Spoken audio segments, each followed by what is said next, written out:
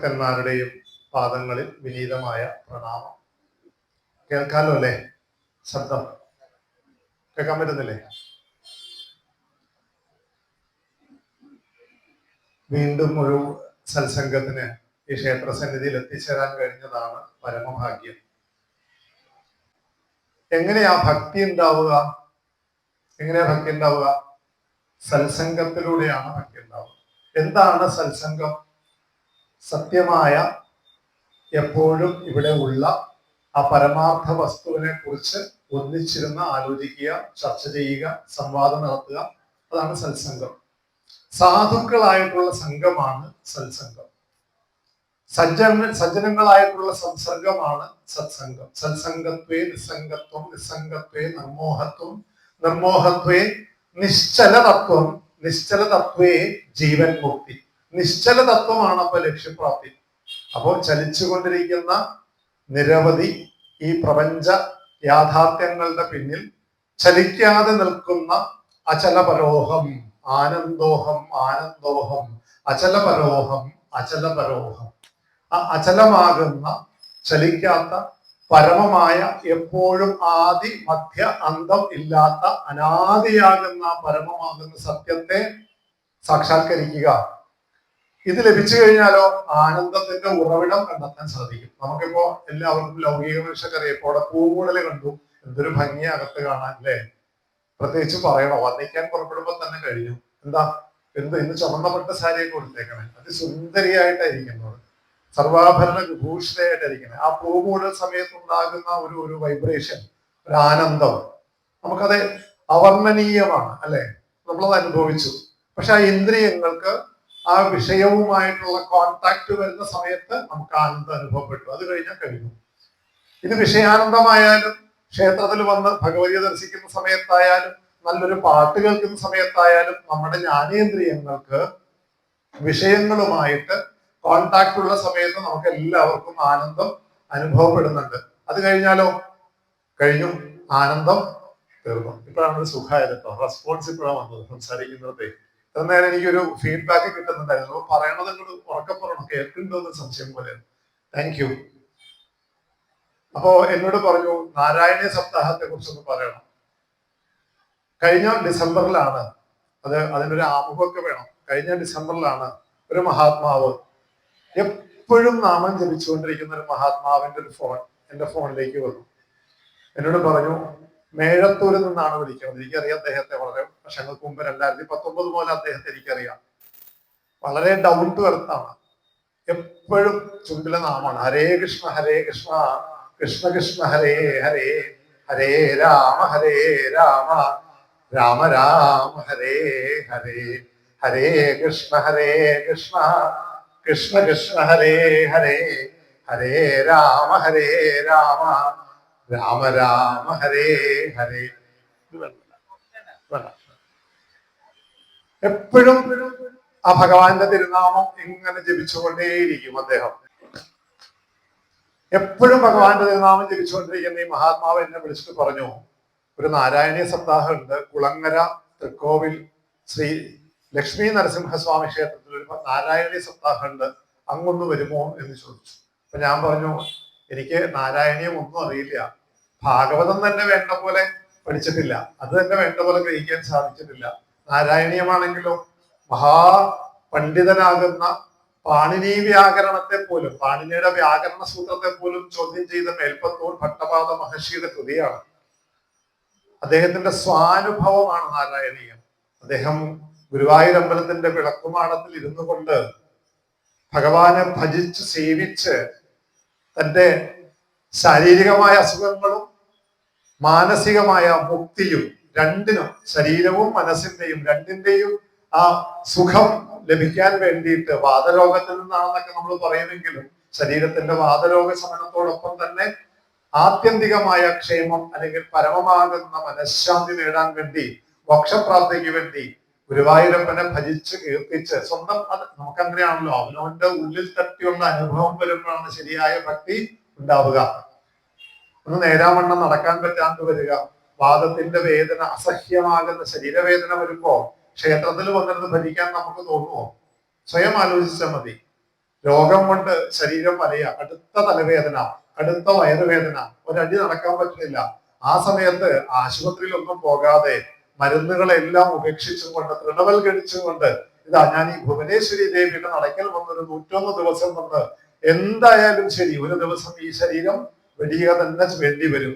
അപ്പൊ ഞാൻ ഇനി ഭഗവതിയെ ഭജിക്കാനായിട്ട് തുടങ്ങുകയാണ് എന്ന ഭാവത്തിൽ വന്ന് ഭജിക്കാൻ നമുക്ക് തോന്നുമോ?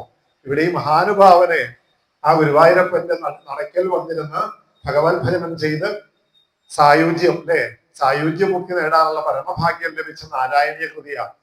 ഗംഭീരമായ സംസ്കൃത ശ്ലോകങ്ങളാൽ ചമയ്ക്കപ്പെട്ടത്. അതിന്റെ ഒരു വ്യാഖ്യാനം പറയാൻ പോയിട്ട് ഒരു വാക്ക് പറയാൻ പോലും ഈ ഉള്ളവരെ കൊണ്ട് സാധിക്കുമോ? ഞാൻ അദ്ദേഹത്തിന് പറഞ്ഞു എനിക്കൊന്നും അറിയില്ല. അപ്പൊ അടുത്ത വാക്ക് രണ്ട് വാക്കേ പറഞ്ഞുള്ളൂ, അങ്ങ് വരണം. രണ്ടാമത്തെ വാക്ക് എനിക്കൊന്നും അറിയില്ല എന്ന് പറഞ്ഞപ്പോ അദ്ദേഹം പറഞ്ഞു അങ്ങയിലൂടെ ഗുരുവായൂരപ്പൻ അത് വേണ്ട പോലെ പറഞ്ഞോളും, അങ്ങ് വരൂ. ഞാൻ അപ്പോഴും മറുപടി പറഞ്ഞില്ല. 2 മാസം കഴിഞ്ഞ് അദ്ദേഹം വിളിച്ചു. എനിക്ക് ആ നിർബന്ധത്തിന് വഴങ്ങേണ്ടി വന്നു.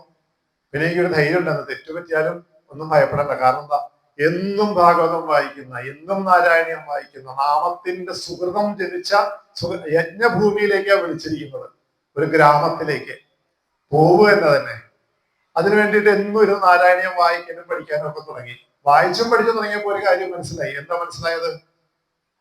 ഇത് എളുപ്പമല്ല എന്ന് മനസ്സിലായി.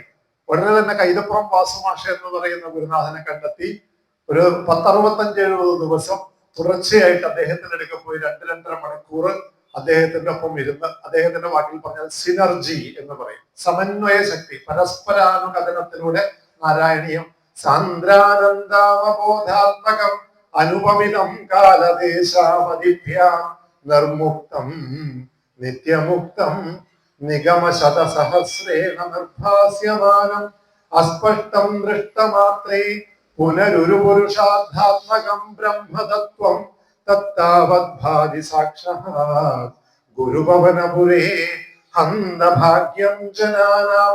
ആ ശ്ലോകം തുടങ്ങി ഞങ്ങൾ പതുക്കെ പഠിക്കാൻ തുടങ്ങി. അത് പഠിച്ചപ്പോ ഓരോ ദിവസം ക്ലാസ് കഴിഞ്ഞ് ഇറങ്ങുമ്പോൾ ഞാൻ പറയും, വാസുവേട്ടാ എനിക്ക് കയ്യും കാലം വിറയ്ക്കുക. ഓരോ ദിവസത്തെയും ക്ലാസ് കഴിയുമ്പോൾ ഇതിന്റെ ഗഹനത, ഇതിന്റെ ഗാംഭീര്യം, ഇതിന്റെ ആശയങ്ങളുടെ ഒരു ഒഴുക്ക്, ഇതിൽ ഒളിഞ്ഞിരിക്കുന്ന രഹസ്യങ്ങളുടെ തത്വം ഇതെങ്ങനെയാ ഇത് മനസ്സിലാക്കിയെടുക്കുക? ഇതൊക്കെ പറയാൻ പറ്റുമോ? എത്രയ്ക്കും ഗഹനമാണ് ഓരോ വാക്ക്. വൃഷം എന്ന് പറഞ്ഞൊരു വാക്ക് 3 അർത്ഥത്തിലൊക്കെയാണ് ഒരു ശ്ലോകത്തില് നിബന്ധിച്ചു വെച്ചിരിക്കുന്നത്. ഛന്ദസ്സുകളുടെ കളി അസാധ്യമാണ്, അത്ഭുതം. ഒറ്റ വാക്യം പറഞ്ഞാൽ അത്ഭുതമാണ്. ഗുരുവായൂരപ്പൻ അല്ലാതെ കണ്ടിങ്ങനെ കൃതി ചമയ്ക്കാൻ സാധ്യമല്ല. ഗുരുവായൂരപ്പൻ അദ്ദേഹത്തിലൂടെ, മേൽപ്പത്തൂർ ഭട്ടപാദ മഹർഷിയിലൂടെ അനവദ്യ സുന്ദരമാകുന്ന നാരായണീയം നമുക്ക് ഇങ്ങോട്ട് ഇട്ടു തന്നിരിക്കുക. ഇതാ നാരായണീയമാകുന്ന അമൃതരസായനം രണ്ടും വണ്ണം പാടി പഠിച്ചോളൂ. അതിന്റെ അർത്ഥം പറ്റും പോലെ ഗ്രഹിച്ചോളൂ. അതിന്റെ സാരം ഗ്രഹിച്ചോളൂ. ആ നാരായണീയമാകുന്ന രസം പതുക്കെ ഗ്രഹിക്കാൻ തുടങ്ങുമ്പോൾ രസത്തിന്റെ വാക്ക് തിരിച്ചിട്ടെന്തായി? രസം ഒന്ന് തിരിച്ചിട്ടെന്തായി? സാരമായി. അല്ലെ? രസം തിരിച്ചിട്ട് സാരമായി. രസം കിട്ടണമെങ്കിൽ പതുക്കെ സാരം ഗ്രഹിക്കാൻ തുടങ്ങണം. അങ്ങനെ വന്ന് ആ നാരായണീയ സമിതി തുടങ്ങുന്ന ഡിസംബർ 28-ാം തീയതി ഞാൻ ഈ മേളത്തൂർ എന്ന് പറയുന്ന അതിസുന്ദരമാകുന്ന ഗ്രാമത്തിലേക്ക് എത്തിച്ചേർന്നു. എന്താ പറഞ്ഞെന്നറിയാമോ? ഈ നാരായണീയ സത്യാഗ്രഹം നടത്തിയ മഹത്വമൊന്നുമല്ല, മഹാത്മാക്കളെ കണ്ട കാര്യം പറയാന്നാ ഞാൻ ഇത്രയും പറഞ്ഞത്. എന്തൊരു ശ്രദ്ധയാ! ചെറിയൊരു ക്ഷേത്രം, സുന്ദരമായ ക്ഷേത്രം, എന്തൊരു ഭംഗിയാ അവിടുത്തെ ആ ഒരു ശ്രീകോവിലിന്റെ അകത്ത് ഭഗവാൻ ഇരുന്ന് ഇങ്ങനെ പൂർണ്ണ ശോഭയോടുകൂടി വിളങ്ങുന്നത് കാണാൻ അറിയോ? അത്ഭുതം തോന്നിപ്പോയി. ഇപ്പോഴും കേരളത്തിലെ ഗ്രാമങ്ങൾ നഷ്ടപ്പെട്ടിട്ടില്ല എന്ന് ബോധ്യായി. വിജനമായ വഴികളാ, പകല് പോലും വഴിയിലൊന്നും ഒരു മനുഷ്യനില്ല. ഒരു 9:30 മണി കഴിഞ്ഞ രാത്രികളെ പോവുകയാണെങ്കിൽ രാത്രി നടക്കുമ്പോൾ ശ്രദ്ധിക്കണം കേട്ടോ. എന്താ, കാറ്റ് പന്നി, മുള്ളം പന്നി, എല്ലാ ജീവജാലങ്ങളും ഓടി നടന്ന് കൃഷിയൊക്കെ തവിട് പൊടിയാക്കുന്ന ഗ്രാമം. നല്ല പച്ചച്ചിങ്ങനെ കിടക്കുക പാടം. തൃത്താലം തൊട്ടടുത്ത. അവിടെ ചെന്നപ്പോഴാണ് കഥ മനസ്സിലായത്. താലത്തില് മേഴത്തൂർ അഗ്നിഹോത്രിയുടെ നാടാ, യജ്ഞഭൂമിയാ. ആ തോലമ്മയുടെ കൂടെ കുട്ടി കളിക്കാൻ പോയതാ. കുട്ടി എന്ത് ചെയ്തു? സാധാരണ കുട്ടികൾ കണ്ടിട്ടില്ലേ, ചെറിയ കിണ്ണം താലത്തിൽ എന്ത് ചെയ്യും? മണ്ണ് വാരി പൊത്തിവെക്കും. ഈ ഇല്ലത്തെ കുട്ടി പതുക്കെ താലത്തിൽ മണ്ണ് വാരി പൊത്തിവെച്ചു. അമ്മ വന്ന് എന്ത് ചെയ്തു? ഈ താലം ഇടുന്ന തട്ടിക്കളയാൻ നോക്കിയപ്പോ, മണ്ണ് കളയാൻ നോക്കിയപ്പോ താലത്തിലെ മണ്ണ് അവിടെ ഇരിക്കുക. ആരായി? സാക്ഷാൽ പരമപുരുഷൻ ശിവലിംഗമായി മാറിക്കഴിഞ്ഞു. അതാണ് താലത്തിലപ്പൻ. തൃത്താല എന്ന പേര് വരാൻ തൃത്താലത്തിൽ അപ്പനാവാനും കാരണം ഈ സ്ഥലത്തിന്റെ പേര് വന്നതും അവിടെ ഇപ്പോഴും ഒരു ആൽമര നിൽപ്പുണ്ട്. അപ്പൊ ആ ആൽമരം ചൂണ്ടിയാണ് എന്നോട് ആ മഹാത്മാവ് ഈ കഥ പറഞ്ഞു തരുന്നത്. ഈ പാടത്തിന്റെ നടുക്ക് ആ യജ്ഞഭൂമിയിലാണ് ഈ ലക്ഷ്മി നരസിംഹസ്വാമി ക്ഷേത്രം. വശംഗഭൂമി ക്ഷേത്രം ജീർണിച്ച തമിഴ്പൊടിയായി. ശ്രദ്ധിച്ച് കേൾക്കണം കേട്ടോ. നാമത്തിന്റെ മഹത്വം നമ്മൾ കേട്ടിരിക്കണം. നമ്മൾ മഞ്ഞുമൽക്കാർ കുറച്ചു പേരെങ്കിലും അറിഞ്ഞിരിക്കണം. ജീർണിച്ച് തകർന്നു കിടക്കുന്ന ഈ ക്ഷേത്രം ഈ കുഗ്രാമത്തിൽ, ഞാൻ നേരത്തെ പറഞ്ഞില്ലേ കുഗ്രാമം, നമ്മുടെ കുളപ്പുറത്ത് അരുണാണ് എന്നെ അവിടെ കൊണ്ടാക്കിയത്. അറിയാലോ, അരുണിനെ എല്ലാവർക്കും അറിയാലോ. അരുണാണ് സാരഥി. അരുണവിടെ ചെന്നപ്പോ തന്നെ പറഞ്ഞു, എന്തെല്ലാം കിളികളുടെ ശബ്ദം, എന്തൊരു ഭംഗിയാ ചേട്ടാ ചേട്ടൻ വന്നിരിക്കുന്ന ഈ സ്ഥലം, വർണ്ണിക്കാൻ പറ്റത്തെ. രോഹിത് എന്റെ മുമ്പിൽ ഇരിപ്പുണ്ട്. രോഹിത്തോട് ചോദിച്ചാൽ മതി. സിന്ധുവിന്റെ മകൻ രോഹിത് മുമ്പിൽ ഇരിപ്പുണ്ട്. രോഹിത്തും വന്നു ആ സ്ഥലം കണ്ടു. ഓടി നടന്ന് ക്യാമറയിൽ റെക്കോർഡ് ചെയ്യായിരുന്നു അവിടുത്തെ മുഴുവൻ ഈ പ്രകൃതി സൗന്ദര്യം. അത്ര സുന്ദരമായ സ്ഥലം. അവിടെ ഈ നാരായണീയം തുടങ്ങുന്നതിന് മുമ്പ് ചെന്നപ്പോഴുള്ള അനുഭവം ഇതാണ്. ആ ക്ഷേത്രത്തിന്റെ കഥ കേട്ടപ്പോൾ അവിടുത്തെ മേൽശാന്തി, ഒരു സ്കൂൾ അധ്യാപകനായ മാഷാണ് എന്നോട് പറഞ്ഞത്, ഇവിടെ ഒന്നും ഉണ്ടായിരുന്നില്ല, ഇതെല്ലാം പൊളിഞ്ഞു കിടന്നപ്പോൾ ഞങ്ങൾ ഇങ്ങനെ മനസ്സിൽ പ്രാർത്ഥിക്കും, എന്നാ ഈ ക്ഷേത്രം ഒന്ന് പുനരുദ്ധരിക്കാൻ പറ്റുക. അപ്പോഴാണ് ഈ രാമേട്ടൻ എന്ന് പറയുന്ന ഈ മഹാത്മാവ് ആ നാട്ടിൽ വന്നിരുന്നതും അദ്ദേഹം വന്ന് അമ്പലത്തിൽ ഒന്ന് നാമം ജപിച്ചോട്ടെ എന്ന് ചോദിച്ചു. ഒരു മഹാത്മാവിൽ നിന്നാണ് തുടങ്ങുന്നത്. അദ്ദേഹം വന്ന് അവിടെ നിന്ന് നാമം ജപിക്കാൻ തുടങ്ങി. ഹരേ കൃഷ്ണ കൃഷ്ണ കൃഷ്ണ ഹരേ ഹരേ, ഹരേ രാമ രാമ രാമ ഹരേ ഹരേ. എന്തിനാ ഇടയ്ക്കിടയ്ക്ക് നാമം ജപിക്കണേ? സകല നിഗമവല്ലി സത്ഫലം കൃഷ്ണനാമ.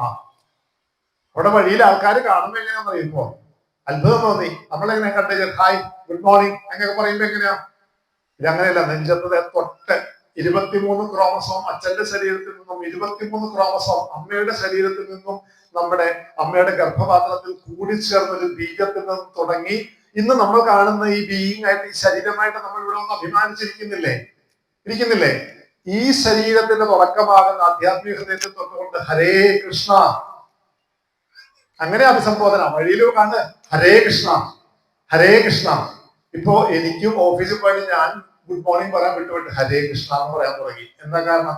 ഈ ഒരാഴ്ച സജ്ജനങ്ങളായിട്ടുള്ള സമ്പർക്കം കാരണം ഇപ്പോഴും വരുമ്പോൾ അറിയാണ്ട് ഹരേ കൃഷ്ണ ഹരേ കൃഷ്ണ. വഴിയിൽ പരസ്പരം വല്ലപ്പോഴും ഒരു ഭക്തനെ ഓപ്പോസിറ്റ് വരിക, അമ്പലത്തിലേക്ക് നടന്നു പോകുമ്പോ ഹരേ കൃഷ്ണ. എന്താ കാരണം? സകല നിഗമവല്ലി സത്ഫലം കൃഷ്ണനാമ. ഒരു തവണ കൃഷ്ണ എന്നൊന്ന് വിളിച്ചാൽ, ഒരു തവണ രാവിലെ വിഷ്ണു സഹസ്രനാമം ജപിക്കാറില്ലേ? ഇല്ലേ? 1000 നാമം ജപിക്കുന്നതിന്റെ ഫലമാണ് ഒരു തവണ ഒന്ന് കൃഷ്ണ എന്നൊന്ന് വിളിച്ചാൽ. ഒന്ന് ആലോചിച്ച് നോക്കാം. അപ്പൊ കൃഷ്ണനാമത്തിന്റെ മഹത്വം. അവിടെ നിന്ന് ഈ മഹാത്മാവ് നാമം ജപിക്കാൻ തുടങ്ങി. ബ്രിട്ടനിലുള്ള, കേരളത്തിലെ ഒരുപാട് ക്ഷേത്രങ്ങൾ പുനരുദ്ധരിക്കുന്ന ഒരു നല്ല സജ്ജനങ്ങൾക്ക് മനസ്സ് വന്നു. അവരറിഞ്ഞു. അവരിവിടെ വന്ന് 1 കോടി രൂപയ്ക്ക് മുകളിൽ മുടക്കി 10 വർഷം മുമ്പ് ഈ ക്ഷേത്രം പുനരുദ്ധരിച്ചു. ഒന്ന് ആലോചിച്ച് നോക്കൂ. ഈ കുഗ്രാമത്തിലുള്ള ഈ ക്ഷേത്രം പുനരുദ്ധരിച്ച് ഇന്ന് കാണുന്ന മനോഹരമാകുന്ന ക്ഷേത്രമായിട്ട് അത് പരിണമിച്ചു. നാമത്തിന്റെ ഫലം. ഇപ്പോഴും ഈ കലിയുഗത്തിൽ നാമത്തിന്റെ ഫലം. അവിടെ നിന്ന് ഊട്ടുവര, ഗംഭീര ഊട്ടുവര ഒന്ന് കാണണമല്ലേ ശശിച്ചേട്ടാ? എന്തൊരു ഭംഗിയാ, എന്തൊരു ശ്രദ്ധയാ.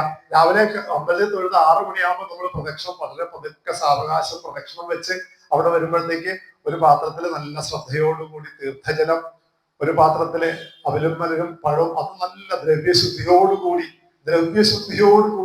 നേദിച്ചത്, ഒരു പാത്രത്തിലെ ലക്ഷ്മി നരസിംഹസ്വാമിയാണ് പാനകം, ഒന്നില് മനോഹരമാകുന്ന ഗുരുവായൂരപ്പന്റെ കളഭത്തിൽ എന്ത് ഭംഗിയായിട്ടാ, ചിട്ടയായിട്ടാ. ക്ഷേത്രത്തിൽ നമുക്ക് എവിടെ വേണമെങ്കിലും കിടന്ന് നമുക്ക് ഉരുളാം, എവിടെ വേണമെങ്കിലും കിടന്ന് നമസ്കരിക്കാം. എന്താ കാരണം? ശ്രദ്ധാവാൻ ലഭതേ ജ്ഞാനം. ശ്രദ്ധ. ഇതല്ലേ ഞാൻ നിങ്ങളോട് പങ്കുവയ്ക്കേണ്ടത്, അനുഭവം അല്ലേ പങ്കുവയ്ക്കേണ്ടത്. ആലോചിച്ച് നോക്കൂ. എന്തിനാണ് ക്ഷേത്രങ്ങൾ? എന്തിനാണ് നാമജപം? ഈ നാമത്തിന്റെ മഹാത്മ്യം എന്താ? വാസ്തവം പറഞ്ഞ ഈ നാമത്തിന്റെ മഹാത്മ്യം ഇന്ന് വരെ ഏതെങ്കിലും ആചാര്യനെ കൊണ്ട് പറയാൻ പറ്റിയിട്ടുണ്ടോ? സാധ്യമല്ല എന്ന് പറയും. എന്താ കാരണം? അത്രയും മഹത്വപൂർണമാണ് നാമം. നമ്മൾ തിരിച്ചറിയുന്നുണ്ടോ? എപ്പോഴും 24 മണിക്കൂർ നാമം ജപിച്ച് നടക്കുന്ന മഹാത്മാക്കളാണ് അവിടെ. ആ ഒരു മഹാത്മാവിൽ നിന്ന് തുടങ്ങി സംസർഗം തുടങ്ങി അവിടെ മുഴുവൻ. അവിടെ ചെന്നിരുന്നു. നാരായണീയം പറയുന്നതിന് മുമ്പേ ഞാൻ ആദ്യമേ തന്നെ അവരോട് പറഞ്ഞു, എനിക്കൊന്നും അറിയില്ല കേട്ടോ, നിങ്ങൾ എന്നെ ആചാര്യ സ്ഥാനത്തൊക്കെ കൊണ്ടുവന്നിരുത്തിയത് ഞാൻ ആചാര്യനുമല്ല, ഞാനൊരു സാധാരണ ഭക്തി അല്പമെങ്കിലും അല്പം ശുദ്ധഭക്തിക്ക് വേണ്ടിയിട്ട് ഇങ്ങനെ തേടി നടക്കുന്ന ഒരു സാധാരണക്കാരനാണ്. ആവും പോലെ ഗുരുവായൂരപ്പൻ പറയട്ടെ, നാരായണീയം തുടങ്ങി ഒരു ദിവസം 2 ദിവസം ആയപ്പോഴത്തേക്ക് ഈ മഹാത്മാവ് ഓടി വരും. എന്നിട്ട് എന്നോട് പറഞ്ഞെന്താണെന്നറിയാമോ? ബുദ്ധി ഉപയോഗിക്കരുതട്ടോ, ബുദ്ധി ഉപയോഗിക്കുകയേ ചെയ്യരുത്, ഇങ്ങനെ തന്നെ ഒഴുകിക്കോട്ടെ, മനസ്സിങ്ങനെ തുറന്നു വിട്ട് ഒഴുകി ഒഴുകി എന്താണോ വരുന്നത് അത് അതുപോലെ ഒഴുകിക്കോട്ടെ. ഒരു ഉപകരണമാകുന്നതിന്റെ സന്തോഷം അനുഭവിച്ചറിയുന്നില്ലേ? ഒരു ഉപകരണമാകുന്നതിന്റെ സന്തോഷം അനുഭവിച്ചറിയുന്നില്ലേ? ബുദ്ധി കൊണ്ടുവരരുത്. ബുദ്ധി കൊണ്ടുവന്നാൽ തീർന്നു. കറക്റ്റാ. ഈ ലിമിറ്റഡ് ആകുന്ന ഇന്റലിജൻസ്, അടുക്ക് ബുദ്ധി ഇതിന്റെ ഇടയിൽ കൊണ്ടുവന്നാൽ തീർന്നു. അത്രയും സുന്ദരമാകുന്ന ഒരു അനുഭവത്തിലൂടെ ഈ നാരായണീയ സപ്താഹം കടന്നുപോയി. അപ്പോഴാണ് ഈ നാരായണീയത്തിന്റെ മഹത്വം. നമുക്ക് ഗുരുവായൂരപ്പനെ ഭക്തി ഉണ്ടാവാനായിട്ട്, ഭക്തിയോഗത്തെ കുറിച്ച് തന്നെ പറയാം. എല്ലാവരുടെ ആഗ്രഹത്താ. എല്ലാ ആചാര്യന്മാരും വരുമ്പോൾ എന്താ പറയാ? മുക്തി കരതലാമലകം പോലെ ലഭ്യമാണ്. ഭക്തി എളുപ്പമല്ല എന്ന് പറയും, അല്ലെ? ഭക്തി എളുപ്പമല്ല എന്ന് പറയും. എന്താ കാരണം? യൽ പ്രാപ്യ ന കിഞ്ചിത് ന വാഞ്ചതി ന ശോചതി ന ദ്വേഷ്ടി ന രമതേ നോത്സാഹി ഭവതി. ഒരു ഭക്തനായി കഴിഞ്ഞാൽ എങ്ങനെയാ? ആ ഭക്തന് ഒന്നിനു വേണ്ടി ഉത്സാഹിക്കില്ല. അയാൾക്കൊന്നും നേടേണ്ടതായിട്ടില്ല, അയാൾക്കൊന്നും ആയിത്തീരേണ്ടതായിട്ടില്ല, അയാൾക്ക് ദേഷ്യവുമില്ല, അയാൾ ഒന്നിനു വേണ്ടി ഉത്സാഹിക്കില്ല, അയാൾ ദുഃഖിക്കുകയുമില്ല.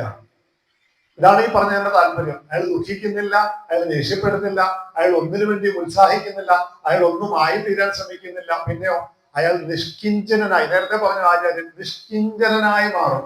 എന്താ നിഷ്കിഞ്ചനൻ? ഒരാഗ്രഹവുമില്ലാതെ ആ ഭഗവാന്റെ തിരുനാമം ജപിക്കുന്ന മാത്രയിൽ തന്നെ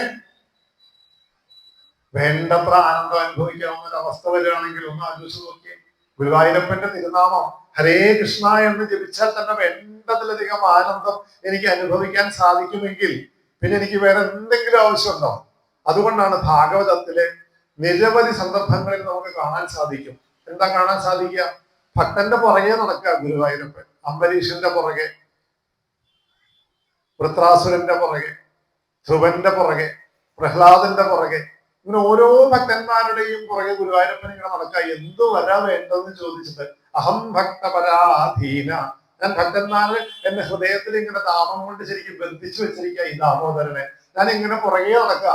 എന്നിട്ട് ഈ ഭക്തന്മാർ എന്തെങ്കിലും ഒന്ന് ചോദിക്കുമോ? ആ കുചേലവൃത്തം കഥയൊന്ന് അനുസ്മരിച്ചു നോക്കൂ. കുചേലനോട് പത്നി എന്താ പറഞ്ഞ? അങ്ങയുടെ വളരെ അടുത്ത സുഹൃത്തല്ലേ ആ ദ്വാരകാധീശനായ ലക്ഷ്മി വല്ലഭൻ. അദ്ദേഹത്തിന് എന്താ ഇല്ലാത്തത്? അദ്ദേഹത്തിനടുക്ക് ചെന്ന് കഴിഞ്ഞാൽ അദ്ദേഹം തന്നെ നൽകുത്രേ. തന്നെ നൽകും ഗുരുവായൂരപ്പൻ. വേണ്ടത് മാത്രമല്ല, ധർമ്മം, അർത്ഥം, കാമം, മോക്ഷം, ഈ 4 പുരുഷാർത്ഥങ്ങളും ഏകകാലത്ത് നൽകാനുള്ള നൽകാനുള്ള ഭാവേന 4 തൃക്കൈകളോടുകൂടി വിലസിക്കുന്ന ഈ ഗുരുവായൂരപ്പൻ, ഈ ശ്രീകൃഷ്ണ പരമാത്മാവ് തന്നെ നൽകും. അങ്ങനെയുള്ള ഗുരുവായൂരപ്പനെ ഒന്ന് പോയി കണ്ടൂടെ? ആ രമാവല്ലഭനെ ഒന്ന് പോയി കണ്ടൂടെ എന്ന് പറഞ്ഞു പോയിട്ട് എന്തെങ്കിലും ചോദിക്കുന്നുണ്ടോ കുചേലൻ? എന്തെങ്കിലും ആവശ്യപ്പെടുന്നുണ്ടോ? തന്റെ കക്ഷത്തിൽ ഒളിപ്പിച്ചു വെച്ച അവൽപ്പുതി പോലും ഭഗവാനെ സമർപ്പിക്കാൻ കുചേലന് മടിയാണ്. എന്താ കാരണം? ഈ ദ്വാരകയുടെ ഐശ്വര്യം കണ്ടിട്ട് കുചേലൻ ഇങ്ങനെ അത്ഭുതപ്പെട്ട് നിൽക്കുക. ഭാഗവത്തിൽ എത്ര വിസ്തരിച്ച പറയണെന്നറിയോ ഈ ദ്വാരകയുടെ ഐശ്വര്യം? ഇന്ദ്രലോകത്തുള്ള ഇന്ദ്രന്റെ പദവിയേക്കാൾ അത്യുത്കൃഷ്ടമായ പവിഴങ്ങളും രത്നങ്ങളും മാണിക്യങ്ങളും സ്വർണം കൊണ്ടും നിർമ്മിക്കപ്പെട്ട ദ്വാരക. 7 കിടങ്ങുകളും അവിടേക്ക് എത്തിപ്പെടുക തന്നെ വളരെ കഷ്ടമാണെന്നാ പറയാം. ഗുരുവായൂരപ്പന്റെ ഭക്തവാത്സല്യം ഒന്നുകൊണ്ട് മാത്രമാണ് കുചേല ബ്രാഹ്മണൻ അവിടേക്ക് എത്തിച്ചേരുന്നത്. അത്രയും സാധാരണക്കാർക്കൊന്നും അഗമ്യമാണ്. അവിടേക്ക് എത്തിച്ചേരാന്ന് സാധ്യമല്ല. ഗുരുവായൂരപ്പന്റെ കൃപ ഒന്നുകൊണ്ട് മാത്രം ഈ സാധു ബ്രാഹ്മണൻ വെച്ച് വിറയ്ക്കുന്ന ശരീരത്തോടുകൂടി, എല്ലുന്തിയ ശരീരം, ഞരമ്പുകളൊക്കെ. കുചേലന്റെ പത്നിയുടെ പേര് ഭാഗവത്തിൽ പറയുന്നത് ക്ഷുക്ഷാമ എന്നാണ്. വിശപ്പ് കൊണ്ട് ചടച്ചവൻ, മെലിഞ്ഞവൻ. ഒന്ന് ആലോചിച്ച് നോക്കൂ. പട്ടിണിയും ദാരിദ്ര്യവുമാണ്, പരിവട്ടവുമാണ്.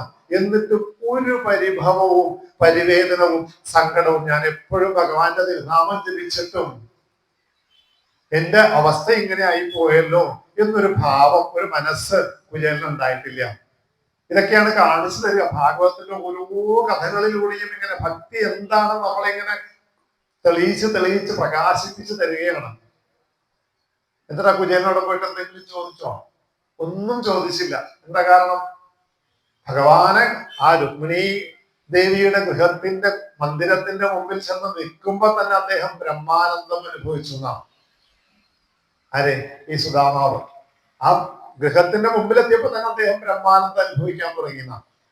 അപ്പോഴേക്കും ഭഗവാൻ പോകുമ്പോ എന്തെല്ലാം മനോവിചാരങ്ങളാണ്. ഭഗവാനെ തിരിച്ചറിയോ? പണ്ട് സ്കൂൾ സഹപാഠിയായിരിക്കുന്ന കാലഘട്ടത്തിലുള്ള വളരെ ചെറിയൊരു കാലഘട്ടത്തിലുള്ള സൗഹൃദമാണ്. ഭഗവാനെ തിരിച്ചറിയോ? ഭഗവാനെ സ്വീകരിക്കോ? ഭഗവാൻ എന്നോട് സംസാരിക്കോ?